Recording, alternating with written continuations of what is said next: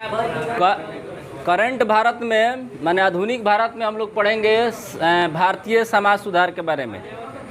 भारतीय समाज सुधार के बारे में हम लोग पढ़ेंगे। तो भारतीय समाज सुधार में 19वीं सदी में भारत में एक आंदोलन चला था समाज सुधार के लिए।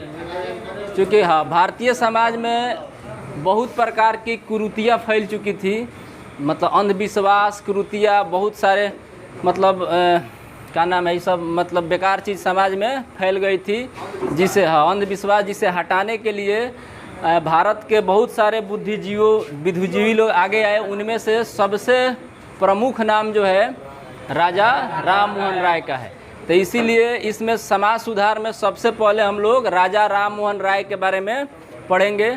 और इसको जिस तरह लिखे हैं उस तरह लिख के, जिस तरह मतलब इस पर है उसी तरह नोट्स टाइप से लिख लेंगे। उसके बाद टॉपिक वाइज लिखते जाएंगे। मतलब इसको टॉपिक में लिखेंगे तो कम से कम कितना पेज में हो जाएगा, 2-3 पेज में ही, मतलब 2 पेज में आराम से आ जाएगा। हाँ, तो सबसे पहले इनके राजा राम मोहन राय के बारे में देखेंगे। इनके बैकग्राउंड, तो एक ब्राह्मण परिवार के थे राजा राम मोहन राय, ब्राह्मण परिवार के थे। इनका जन्म जो है 22 मई 1772 ईस्वी को हुगली जिला जो है पश्चिम बंगाल में, वहाँ इनका जन्म हुआ था। ठीक, अब दिक्कत यह था कि समाज सुधार में अगर आना है तो समाज सुधार में आने के लिए ब्राह्मण परिवार के लड़के के लिए सबसे मुश्किल काम था। क्योंकि सबसे ज़्यादा कर्म कांड जो है हम लोग के रीति रिवाज में ब्राह्मणों द्वारा लाया गया है। तो ब्राह्मण समाज में सबसे ज़्यादा और इनके लिए मुश्किल था।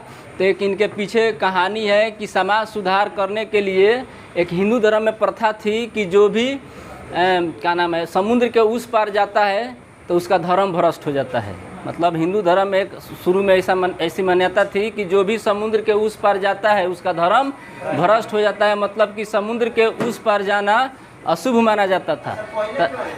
हाँ, पहले था, अब नहीं है। अब तो कहीं लोग चले जाते हैं। अब थोड़े अभी भी समाज में कुछ ना कुछ अंधविश्वास है। तो राजा राम मोहन राय पहले ब्राह्मण थे जो पार करके, मतलब समुद्र पार करके, वह समुद्र के पार गए थे दूसरे देश में। जब वहाँ से लौटे थे इनके पिताजी चूँकि ब्राह्मण थे, इनको घर से निकाल दिए कि तुम्हारा धर्म क्या हो गया है, भ्रष्ट हो गया है। इतना ज़्यादा, कहने का मतलब है कि इतना ज़्यादा रिस्क लेकर समाज सुधार में उतरे थे जाति के ब्राह्मण होके। तो इनका जन्म बंगाल में हुआ था, हुगली जिला में। इनको भारतीय पुनर्जागरण का जनक कहा जाता है। यहाँ वाला टॉपिक जो है लिख लेंगे टॉपिक डाल के कि इनका जन्म 22 मई 1772 को बंगाल के हुगली ज़िले में हुआ था। इन्हें भारतीय पुनर्जागरण का जनक कहा जाता है। चूँकि इनका काम जो है इतना अच्छा काम किए थे, भारत के लोगों को जगाने का काम किए थे, इसीलिए पुनर्जागरण का जनक। पुनर्जागरण का मतलब होता है फिर से जगना। फिर से जगना मतलब बुद्धि से जगना, सो कर नहीं जगना। हाँ, सुतल बानी तो उठे वो सब बात नहीं है। हाँ, इसमें क्या है कि पुनर्जागरण का मतलब होता है कि बुद्धि से फिर से जगना।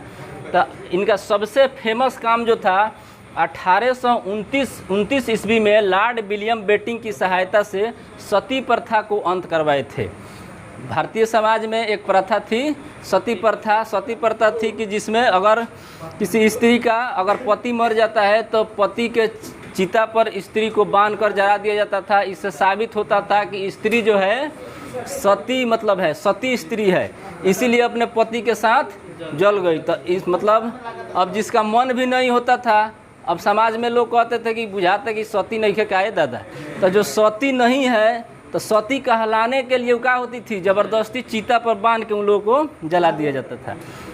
और दिक्कत ये था कि पहले और ही बुढ़वा सन से बियाह हो जाता था। मतलब सब बुढ़ाट लोग रहता था। और लड़की अब के जवान मतलब कम उम्र के होती थी।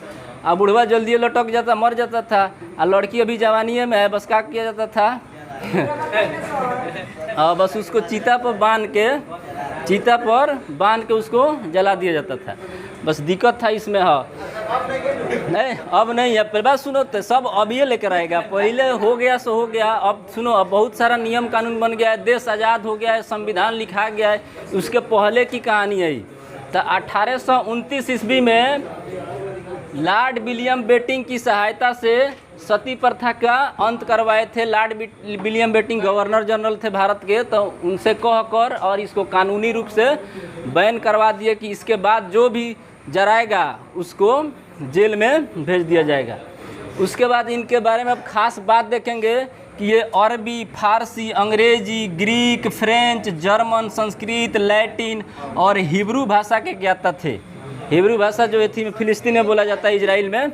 प्रधानमंत्री मोदी गए थे तो हिब्रू भाषा नहीं बोल रहे थे, हिब्रू खूब चर्चा में था, हिब्रू भाषा तब इजराइल में बोला जाता है।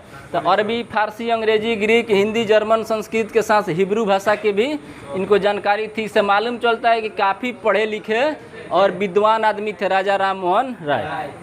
अब क्या हुआ था, इनके कार्य देखेंगे तो इन्होंने डेविड हेयर की सहायता से, डेविड हेयर एक अंग्रेज थे, उनकी सहायता से कलकत्ता में हिंदू कॉलेज की स्थापना की थी।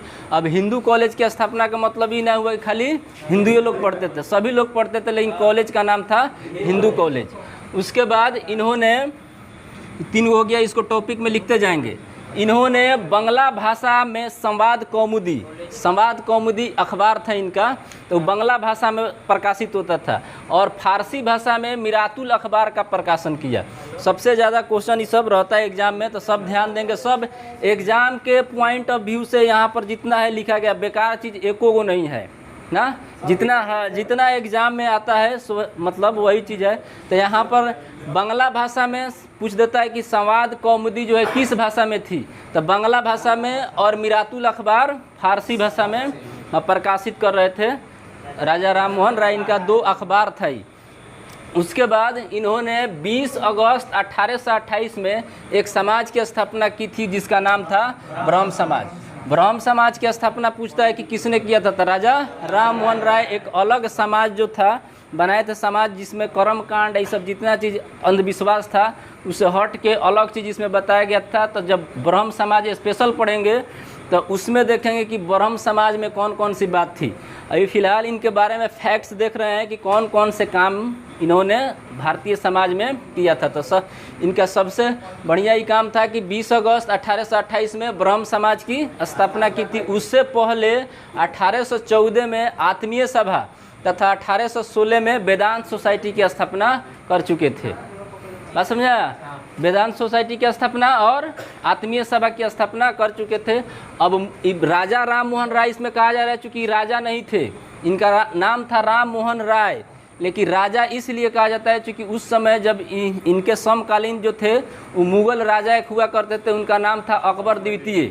तो अकबर द्वितीय के शासन में ये थे और इनका काम उन्हें बहुत अच्छा लग रहा था राजा को, इसीलिए उन्होंने अकबर द्वितीय ने इन्हें राजा की उपाधि दी थी। राजा राम मोहन राय को राजा की उपाधि किसने दी थी?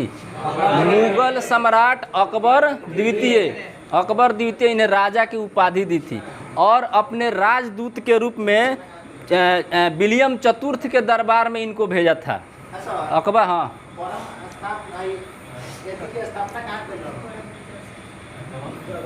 बंगाल में भाई रहे, अब बंगाल में हुआ था। अच्छा, ब्रह्म समाज की स्थापना। और मुगल सम्राट अकबर जो था इन पर इतना फिदा था, माने इतना मतलब हुए भाई, हाँ मतलब इनको मानता था कि इनको कहाँ भेज दिया था? इंग्लैंड, ब्रिस्टल निकली, ब्रिस्टल में इनकी मृत्यु हो गई। तब ब्रिस्टल में अकबर द्वितीय ने अपने राजदूत के रूप में इन्हें वहाँ पर भेज दिया कि जाइए मेरा राजदूत बनकर। तो वहीं पर गए थे। तब ब्रिस्टल में 27 सितंबर 1833 को उनकी मृत्यु हो गई थी।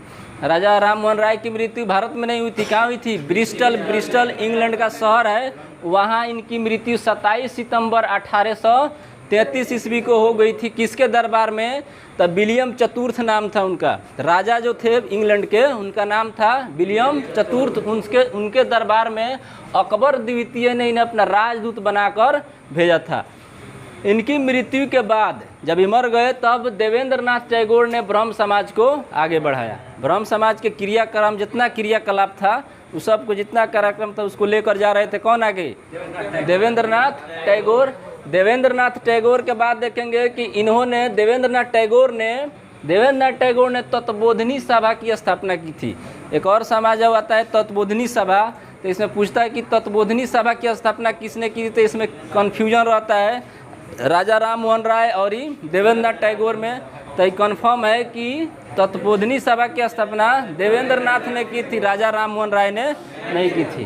ठीक, अब इसको टॉपिक वाइज जो है हम लोग लिखेंगे तो कम से कम 2-3 पेज में ये आराम से हो जाएगा। इस तरह से लिखेंगे कि राजा राम मोहन राय का जन्म 22 मई 1772 ईस्वी बंगाल के हुगली जिले में हुई थी।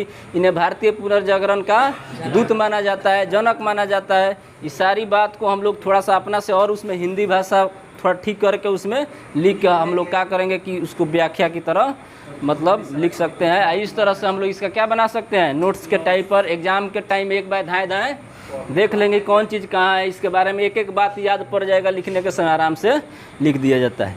बात बुझाया? अब बुझाया? हाँ, तब बुझाया तब तनी सब्सक्राइब और लाइक कर दिया।